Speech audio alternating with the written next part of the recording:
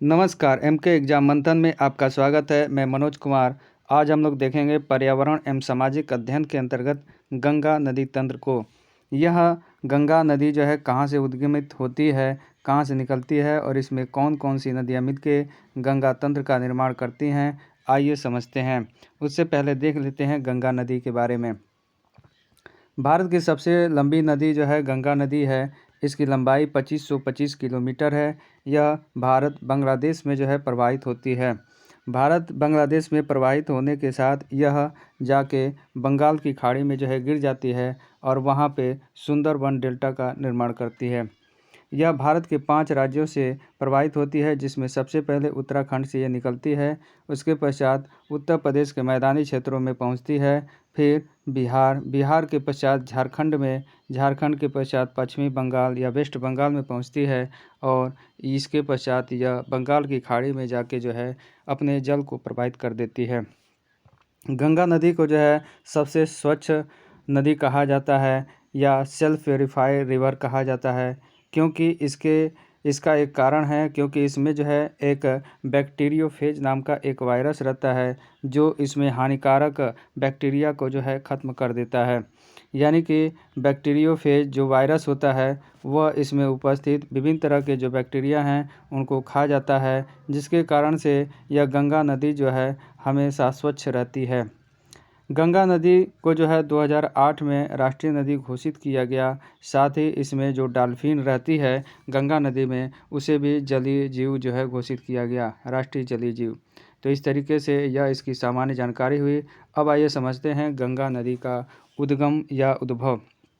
गंगा नदी जो है कोई मुख्य रूप से नहीं निकलती है, बल्कि यह कई नदियों के मिलने से जो है गंगा नदी का जो है निर्माण होता है देवप्रयाग में। आइए इस चीज़ को समझते हैं। गंगोत्री जो उत्तराखंड से जो है निकलती है, गंगोत्री यहाँ से हिमानी जो गंगोत्री है वहाँ से भागीरथी नदी जो है निकलती है। भागीरथी नदी निकलती है, साथ ही संतोपथी हिमानी से जो है यहाँ से निकलती है आपकी अलकनंदा नदी निकलती है और ये दोनों नदियाँ आके जो है मिलती है देवप्रयाग में, जिसके कारण से यहाँ से नाम निकलता है गंगा का। यहाँ से गंगा नदी बनती है। अब इसमें जो है देवप्रयाग में मिलने से पहले इन दोनों नदियों के कई और जो है इसमें नदियाँ मिलती हैं, जैसे धौली गंगा नदी जो है मिलती है आपके विष्णु प्रयाग में। साथ ही मंदाकिनी नदी मिलती है आपके नंद प्रयाग में। ये अलकनंदा नदियों में जो है मिल रही हैं। वहीं पे पिंडार नदी जो है कर्ण प्रयाग में मिलती है और साथ ही रुद्र प्रयाग में केदारनाथ से आने वाली जो नदी है मंदाकिनी वह जो है मिलती है। इस तरीके से हम देखें तो 1 2 3 4 5 जो है प्रयाग हैं जो बहुत ही महत्वपूर्ण प्रयाग माने जाते हैं।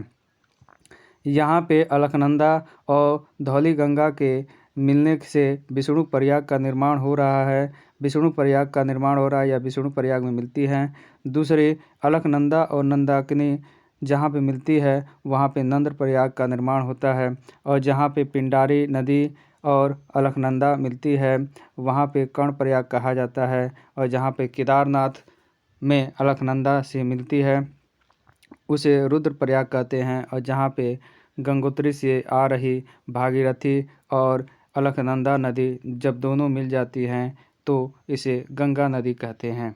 और इसमें यह धौली गंगा, नंदाकिनी, पिंडारी और यहाँ पे केदार से निकलने वाली मंदाकिनी नदियाँ ये अलकनंदा की सहायक नदियाँ हुई।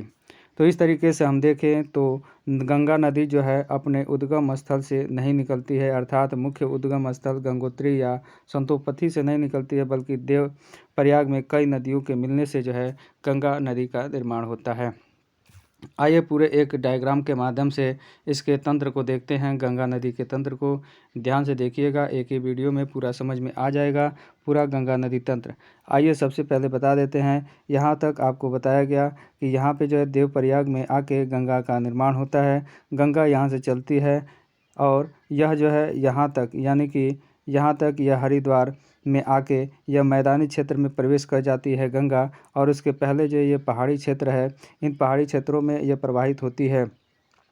इसके पश्चात यहाँ से जो है जब हरिद्वार बीतता है उसके पश्चात यह यूपी में प्रवेश करती है और फिर यहाँ छपरा तक जो है यह यूपी में रहती है। उसके पश्चात फिर बिहार में यह प्रवेश करती है और फरक्का बैराज तक यह रहती है आपके छपरा बिहार में, और फिर जो है यह बांग्लादेश में प्रवेश कर जाती है और यह जाके मेघना नदी के साथ मिलके यह एक धारा का या मेघना नदी का निर्माण करती है और अरब सागर में बंगाल की खाड़ी में गिरकर यह सुंदरबन डेल्टा का निर्माण करती है।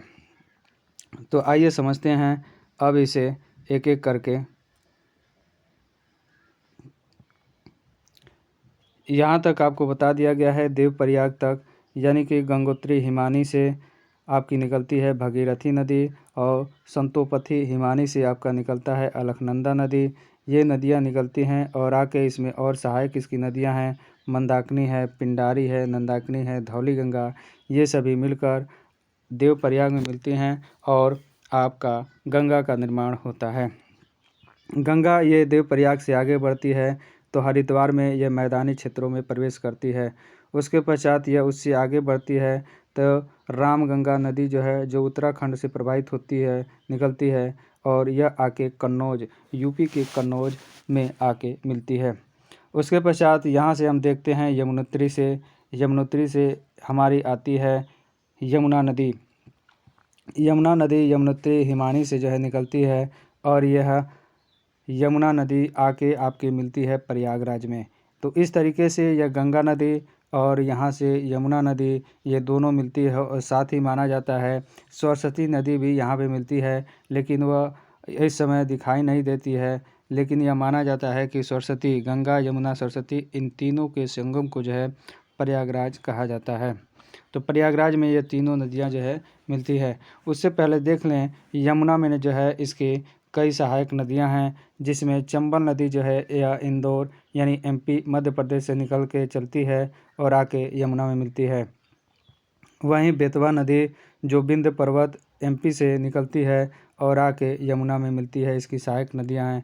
साथ ही केन नदी जो कैमूर की पहाड़ियों से एमपी से निकलती है और आके यमुना में मिलती है।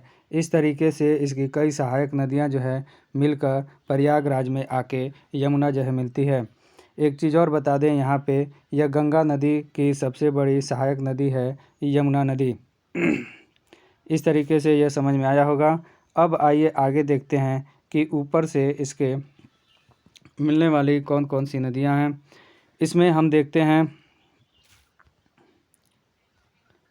यहाँ पे जब हम आगे चलते हैं प्रयागराज से तो गाजीपुर में एक नदी आके मिलती है जो गोमती नदी कहलाती है। यह मैदानी भाग से एकमात्र निकलने वाली नदी है जो आके गाजीपुर में गंगा नदी से मिलती है। यह फुलहर झील, पीलीभीत के फुलहर झील जो यूपी में पड़ता है वहाँ से निकलती है और आके गाजीपुर में गंगा नदी से मिलती है। इसके पश्चात हम देखें तो घाघरा नदी यह आके छपरा में बिहार से, छपरा जो बिहार में पड़ता है वहाँ पे आके मिलती है। यह घाघरा नदी बनने से पहले यह काली नदी जो पिथौरागढ़ उत्तराखंड काला पानी से जो है ये निकलती है काली नदी, और दूसरा कर्णाली नदी, ये दोनों मिलकर यहाँ पे घाघरा नदी का निर्माण करती हैं। काली नदी को शारदा नदी भी कहा जाता है और कर्णाली को घाघरा कहा जाता है। कर्णाली या शारदा जो है घाघरा नदी में मिल जाती है और यह घाघरा नदी आगे भी कहलाती है। इसके पश्चात नेपाल से गंडक और कोसी नदी जो है निकलती है। कोसी नदी को बिहार का शोक कहा जाता है क्योंकि यहाँ पे बरसात के दिनों में कोसी नदी जो है हमेशा बाढ़ लाती है, हर वर्ष लाती है, जिसके कारण से वहाँ पे तबाही मच जाती है। इसी कारण से कोसी नदी को बिहार का शोक कहा जाता है। यहाँ पे नेपाल से निकलने वाली जो गंडक नदी है यह आके सोनपुर में लगती है, जो सोनपुर का मेला जो है पशु मेला बहुत प्रसिद्ध है, तो सोनपुर में आके जो है यह मिलती है। साथ ही कोसी नदी या कुर्सेला में आके मिलती है, बिहार के कुर्सेला में मिलती है। इसके अलावा हम देखें तो सोन नदी इसके राइट तरफ से मिलती है जो अमरकंटक की पहाड़ियों से आके पटना में जो मिलती है, यानी कि पटना शहर जो है सोन नदी यानी गंगा किनारे जो है इस संगम पर स्थित है। इसके अलावा हम देखें यहाँ पे फरक्का बैराज पे जो है महानंदा नदी जो है मिलती है, जो दार्जिलिंग की पहाड़ियों से चलकर आती है। और महानंदा नदी जो है फरक्का बैराज पे मिलती है, जो पश्चिम बंगाल में है। इसके अलावा ये आगे बढ़ती है, तो जब गंगा नदी आगे बढ़ती है पश्चिम बंगाल के पश्चात जब बांग्लादेश में जाती है, तो इसे जमुना के नाम से बुलाया जाता है। क्या नाम बुलाया जाता है? जमुना के नाम से पुकारा जाता है। और इस जमुना में जो है ब्रह्मपुत्र नदी जो है आके मिलती है। ब्रह्मपुत्र नदी जो है इसे कहा जाता है, लेकिन जब ये जमुना जो है बांग्लादेश में प्रवेश करती है, ब्रह्मपुत्र नदी जब बांग्लादेश में प्रवेश करती है तो इसे जमुना कहा जाता है। और जबकि असम में ब्रह्मपुत्र को दिहांग नदी कहा जाता है। और यह जो है ब्रह्मपुत्र नदी तिब्बत से निकलती है, जिसके कारण से तिब्बत में इसे यारलुंग सांगयो कहा जाता है। तिब्बत में क्या कहा जाता है? यारलुंग सांगयो कहा जाता है।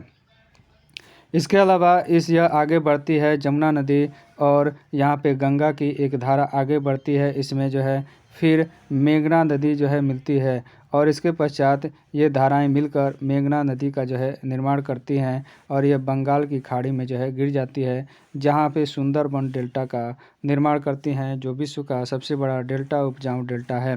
यह डेल्टा का आकार जो है त्रिभुजाकार है, और यहाँ पे सुंदरबन जो है बहुत ज़्यादा मात्रा में पाए जाते हैं। यहाँ पे एक और बता दें, यहाँ पे गंगा नदी की एक जो धारा है वह इधर चली जाती है, और इसे जो है हुगली नदी कहा जाता है पश्चिम बंगाल में। और यह कोलकाता शहर जो है हुगली नदी के किनारे ही बसा है। और इसी में आके दामोदर नदी जो है मिलती है, जो बंगाल का शोक कही जाती है, क्योंकि इसके कारण भी बंगाल में बाढ़ आती रहती है, तबाही होती रहती है। इसके कारण से दामोदर नदी को भी बंगाल का शोक कहा जाता है। इस तरीके से यह पूरा जो गंगे नदी तंत्र है उनके नदियों को देखा गया, समझा गया कि कौन सी नदी कहाँ से निकलती है और कैसे मिलती है।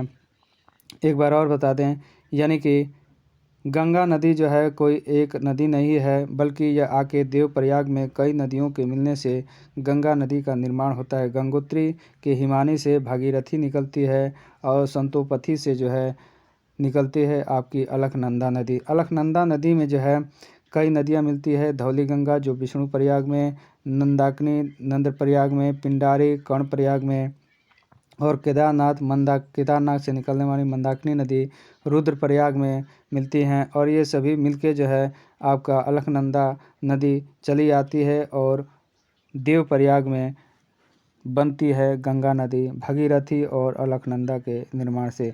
और यह पुनः जो है आगे बढ़ती जाती है, और इसमें इसके दोनों तरफ से कई सारी नदियाँ जो है मिलती है, और गंगा नदी तंत्र का निर्माण करती है। और यह पुनः जो है इसमें आके ब्रह्मपुत्र नदी भी मिलती है, जो तिब्बत से निकलती है और आके इसमें मिलती है। जब ब्रह्मपुत्र नदी बांग्लादेश में आती है तो इसे जमुना कहा जाता है।